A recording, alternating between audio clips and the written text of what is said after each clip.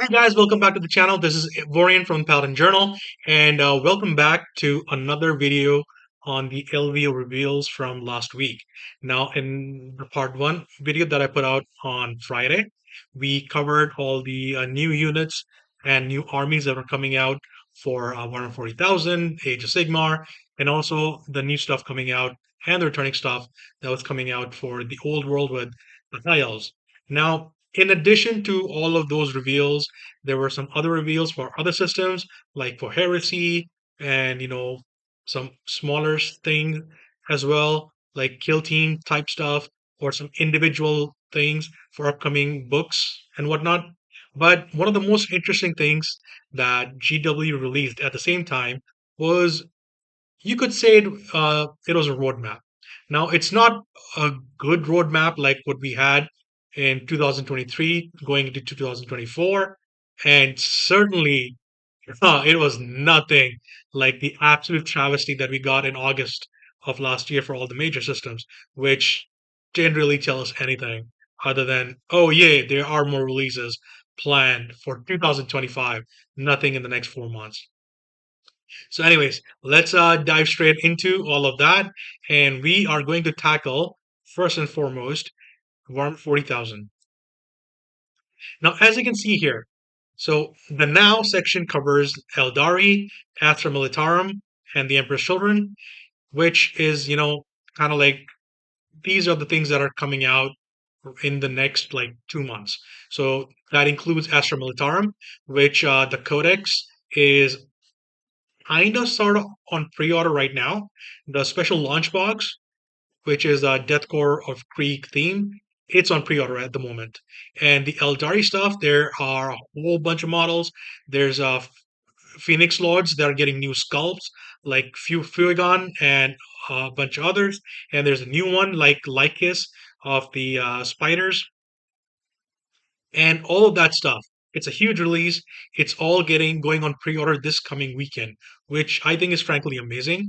I'm surprised that there's no launch box because it's not like, it's a one model release for the Codex, but it's a huge refresh of the line that has been like, in the works for like 20 plus years now. Like there are literally models in the Elder range right now that are older than most people, like seriously, they're practically ancient. Looking at you, warp spiders. So anyway, that's that. And of course, they showed off all the Emperor's Children stuff that's coming out in the stream last week, and it includes Fulgrim himself, uh, three characters, two of which are brand new, and one of them is Lucius the Eternal, redone Emperor's Children, Noise Marines, and a whole bunch of new other models. Which, if you watch my video, it's all fantastic stuff, you know. And so that's the now stuff. This is stuff that we already know that's coming. What was a surprise was actually seeing what's coming next, because in the original roadmap that they gave us last year in August, it was supposed to be Eldari, Astra Militarum, and then Imperial Knights and Chaos Knights. But of course, the Emperor's Children have taken the place of the Knights, and it seems that the Knights have just been pushed back however long, like towards the end of the year, like quarter 3 or quarter 4, you know. So, but anyways, coming next, it's World Eaters, Death Guard, Thousand Suns. Now, this is very significant because it seems like it's, well, a lot of people are calling, the year of chaos or whatever, which is like, yeah, fine, I guess you can say that. But also, I think this was a strategic decision that was made by them because the rumors for a long time were that they were going to squat the entire Chaos Demons book for 40K and fold it into the individual God faction books, which is the Emperor's Children, the World Eaters, Death Guard, and Thousand Sons.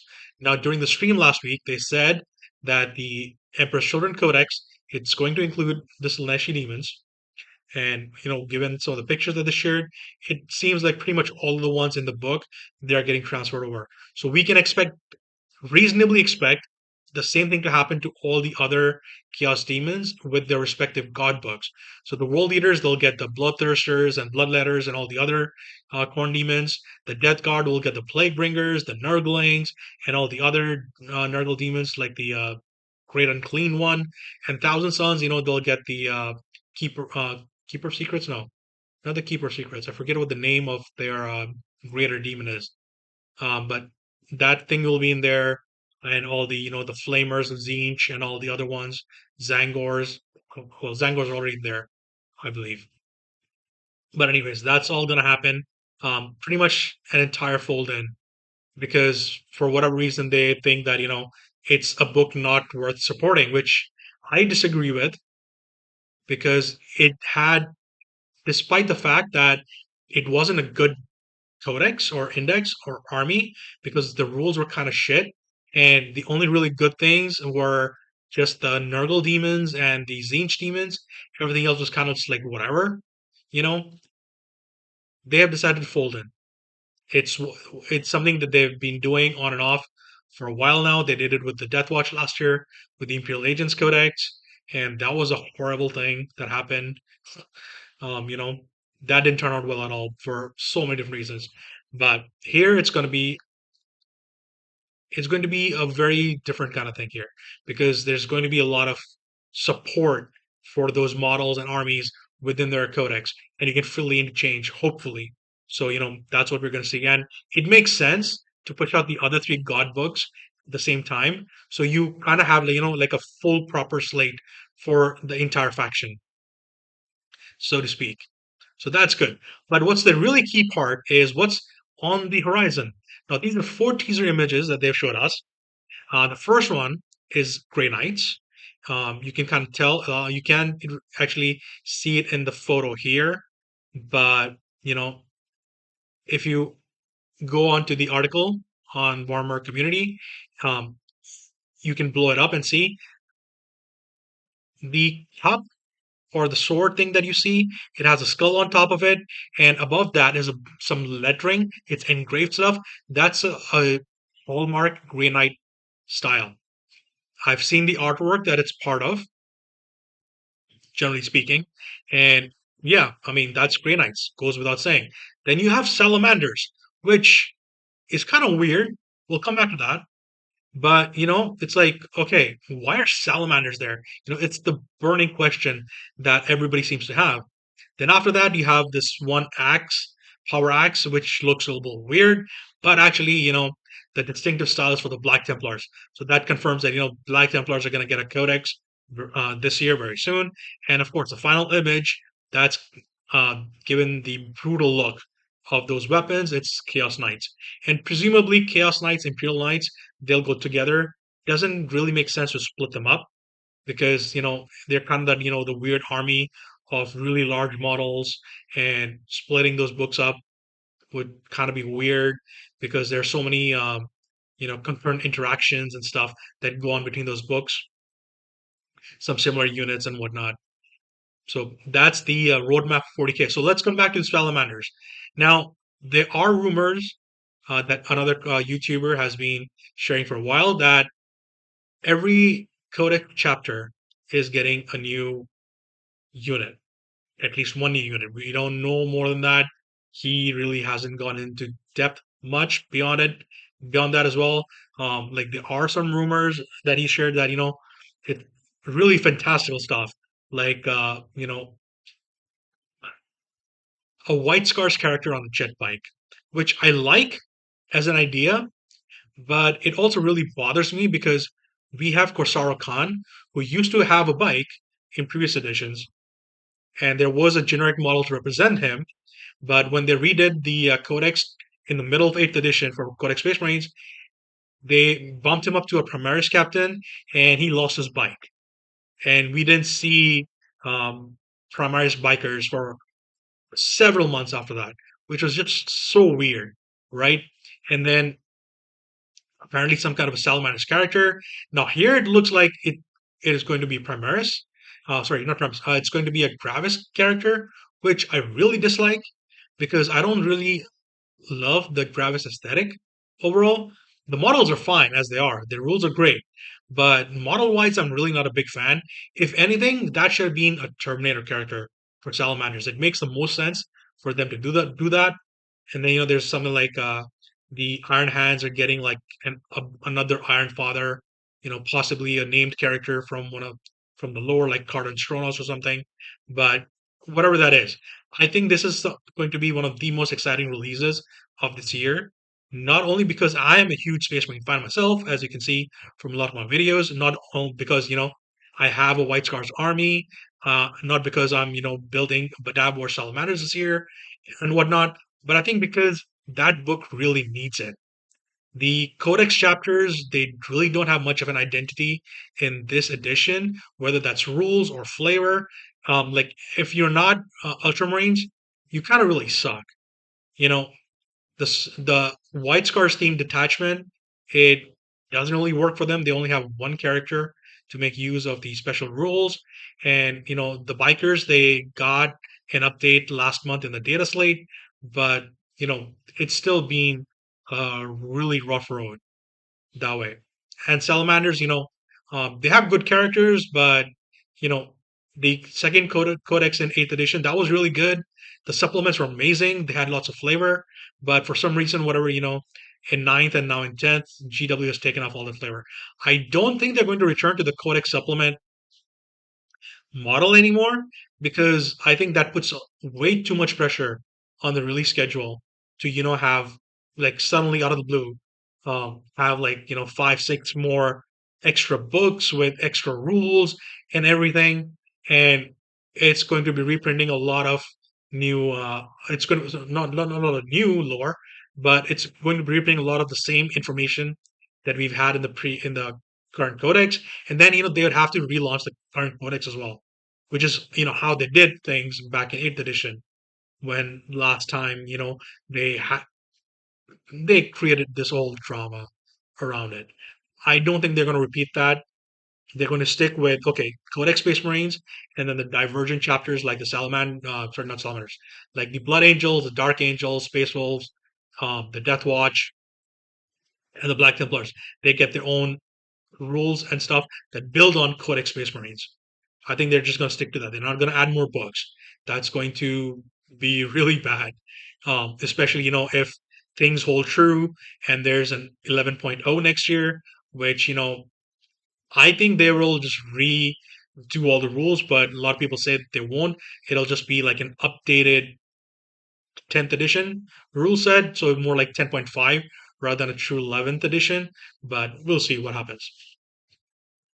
So, anyways, that's 40K. So let's move on to AOS now. And here's AOS. So we know that orcs have already had the release, I believe, and Gits are coming down the line very soon. They revealed the Soulblight Gravelords at LVO, and they also revealed that there's going to be a Path of Glory book, which is I believe a campaign book series that they do for AOS. So that's all coming down the line. The Gloomspite Gits, they should be coming very soon.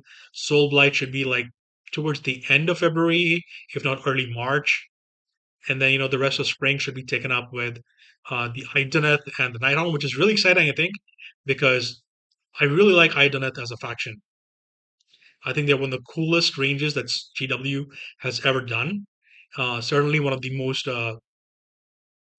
experimental ones, let's just say, because they take the concept of fish elves or sea elves, and they kind of turn it on its head. It's very Warhammer focused, and there's some really cool stuff. They have really cool models like the sharks and the turtle and everything. So it was a dream of mine to have an army, but I've just been so consumed with 40K for the last few years, that I've just like all my AOS stuff has just been like down the wayside. Night Haunt, there's been an immense focus on the ghost aspect of the death factions, and I can't wait to see what they do. The Night Haunt range has some of the best models GW has ever done, which you can say almost for almost all the factions, pretty much all the factions. But you know, it's where all their best sculptors are. Like it kind of sucks to say as a fan of 40K, but literally all the best work is being done in AOS. 40K gets a few models here and there, but nothing major. Same goes for Heresy. But all the focus is on Age of Sigmar because it's fresh, it's new, it's their own distinctive, recognizable IP, even beyond everything. But anyways, on the horizon. So the first image, it's clearly Blades of Corn. They're gonna get their book. The second image, it has to be Karajan Overlords, which is their version of steampunk dwarfs. It can't be anything else. Like I would be super surprised if that did not turn out to be Karajan Overlords because just the distinctive shape of those whatever that is. It's probably one of the Overlord, one of the airships or something, or maybe one of the units. I have no idea. I'm not really familiar with the range much at all, beyond the fact that they're all steampunk and all that goes with that. The final image, that's something I was confused on. I thought it might be the Daughters of Cain, especially because they haven't had an update in a good while now. And the last thing we got for the army was like a couple new models in 2023, I believe, with Dawnbringers 3 or maybe 4. So I was thinking it was going to be something to do with them. Maybe, uh, it's a teaser image for Marathi herself or whatever. But as some people have pointed out, and I've seen the artwork, it's actually going to be a Flesh Eater's army, which, again, I'm a little bit confused on because FEC, they got a big refresh and a new army book last year at the beginning of the year, or like the end of 2023. They had Usheron and all that other new stuff. So it seems odd to be doing that book so soon. And but I mean, that's just the way it goes, I guess, because that's the risk you take with all these GW games, and with all the frequent editions that they do now on a roughly 3-year cycle, it's bound to happen. Sucks, big time to get a new book so soon, but I mean, it is what it is. It's the launch of a new edition and everything. It's been like what, 8 months since the fourth edition of Age of Sigmar, and you know there's still time for a lot of the different things. So we'll see. I guess my Daughters of Cain, I hope they get a release soon. I would really like to see um, them expanded because I think right now it's a very narrow focus on the army, and they really need to expand beyond that and introduce Malekith back into the faction, and or maybe split him off. I guess even because it'd be weird if he's in Daughters of Cain. You know, just doesn't really jive well that way. But anyway, so that's Age of Sigmar. And now we come to something which was super surprising, which is the old world. Now, the latest release is Empire of Man. It was in pre-order as of last weekend. Now I think it's all out in the open. It's a general release. So we've seen that 6 factions have been released. They revealed the High Elves at LVO. It's an amazing series of new models and returning plastics. And then they also gave us a teaser for the Beastmen with the brand new model that they're getting, which is a name character. And they also told us, okay, so pretty much after Beastmen, it's going to be the Wood Elves. And that wraps up the 9 core factions that they announced in 2024 when they launched the old world. And they were like, okay, so these are going to be the only factions we're going to focus on, and every other faction, it's going to get a legacy PDF, which pissed off a lot of people, and understandably so, because it's kind of like it negates the validity of having those armies, especially as someone who may have a large number of points for those armies, or who might be fans of those armies, or what have you. And it's kind of like, why narrow your focus? So a lot of people think that once the core factions are done, then they'll move on to the legacy factions. But as we've seen, one thing that kind of put a pin in that was the speed of the releases for the old world. It was pretty fast. As you can see from this image itself, in a space of 12 months, we've gotten 6 factions. A seventh faction is coming very soon, and then there's just 2 more factions. So they need to fill up the space with more stuff. So what is it going to be? And it turns out that GW's answer is, oh yeah, it's going to be a brand new faction because they put a teaser image down in the bottom between the Beastmen and the Wood Elves, and it's some kind of mountains.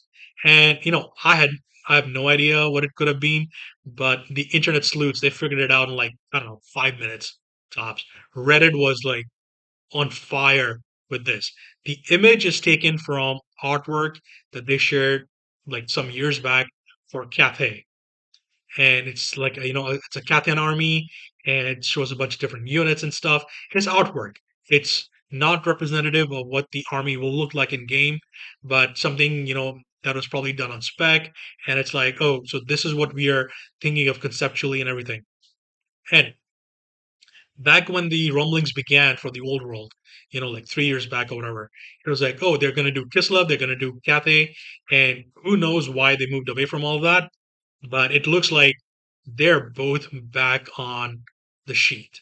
And, this is as good a confirmation as you're going to get without them explicitly saying, oh, yeah, we're doing Cathay. So that is super surprising, super welcome that they're willing, that they've seen how well Old World is performing. Like literally. And yes, the fact exists that they've had some um, huge issues with manufacturing, with warehousing and everything. The logistics have been all over the place for the last 2 years.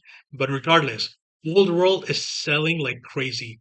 Every single box, every single kit, it goes out of stock as soon as it comes up on the web store. It sells out as soon as things come in the stores. And generally you're having to depend on like, eBay and secondhand marketplaces, on Facebook, on any other website or whatever, or in your local groups or whatever. You have to depend on those to get the models, and stuff does get manufactured and get distributed all over the world, but the pace is really slow. So given all that, and we know how busy the schedule is looking like for 40K, how busy the schedule is for AOS. We haven't even talked about Horus Heresy or Necromunda or Warcry or Kill Team or all those other things, Legions Imperialis, everything. What I'm really hoping for is that they take a pause after this. Their half yearly report just came out a few days ago, and they are working on setting up their fourth factory in Nottingham, and they say that it's going to be operational sometime in 2026. So what I'm hoping for is that whenever Cathay is released, that there's a gap after Wood Elves for a few months, let things settle, and then just go all in. Because this is going to be one of the most significant releases, not just for the old world, but for all of Games Workshop. The reason I say that is because the release is tied very heavily culturally, aesthetically into an existing culture, and they have to not screw it up. There's always the fear that something they introduce will rub people the wrong way, so they have to take the time to get things right. Hopefully, it's being worked on right now to get everything ready. Probably the books are all written and the models are being produced on at a breakneck speed. Sorry. So I'm just hoping that it's a stellar release, because the success of the old world is going to be definitive. It's going to show that people have an appetite for new things in old systems. It really doesn't get better than that.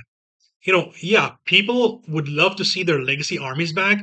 Like me, I have loads of different Dark Elves models that I really need to be building, and the only reason I haven't is because I need uh, the bigger bases that they are supposed to have now, as with the old world rules from last year. So that is something I'm waiting on, and it's probably not going to happen for a while. But Dark Elves, I really want Dark Elves to be a proper army in the old world. I would love to build all those models up, paint them, and everything.